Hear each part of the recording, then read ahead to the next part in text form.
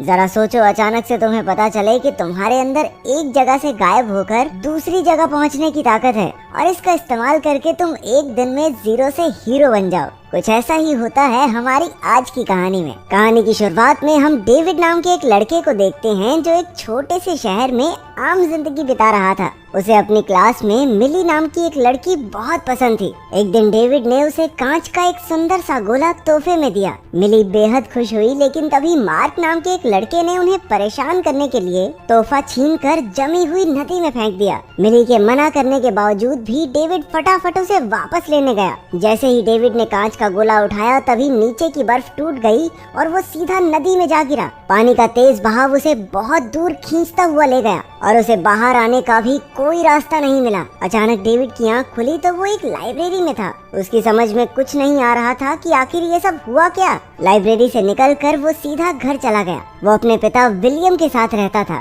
उसकी माँ मैरी उसे बचपन में ही छोड़कर चली गई थी। विलियम ने पूछा कि वो अब तक कहाँ था, लेकिन डेविड ने कोई जवाब नहीं दिया। विलियम गुस्से में उसके कमरे में घुसने लगा तो डेविड ने उसे रोका। जैसे ही वो अंदर आया, डेविड अचानक से फिर से गायब होकर लाइब्रेरी में पहुंच गया। अब डेविड को एहसास हो गया था कि वो एक ही पल में एक जगह से दूसरी जगह जा सकता है। वो अपने कमरे में पहुंचा और बचे हुए पैसे लेकर किसी नए शहर में नई जिंदगी की शुरुआत करने का फैसला किया। फिर उसने अपनी शक्तियों को एक पार्क में आजमा कर देखा। बाद में उसने एक मैगजीन में दुनिया भर के सुंदर सुंदर शहरों की तस्वीरें देखकर वहां जाने की कोशिश की। उसे एक बिल्डिंग दिखी जहां वो बचपन में अपनी माँ के साथ गया था। अचानक उसके कमरे की सारी चीजें हवा में उड़ने लगी और डेविड गायब होकर उसी बिल्डिंग में पहुंच गया। अब उसे एहसास हुआ कि वो सिर्फ उन्हीं जगहों तक पहुंच सकता है जहां वो पहले भी जा चुका है। अब उसने अपनी शक्तियों से एक बैंक लूटने का फैसला किया। वो बैंक में बाथरूम जाने का कहकर तिजोरी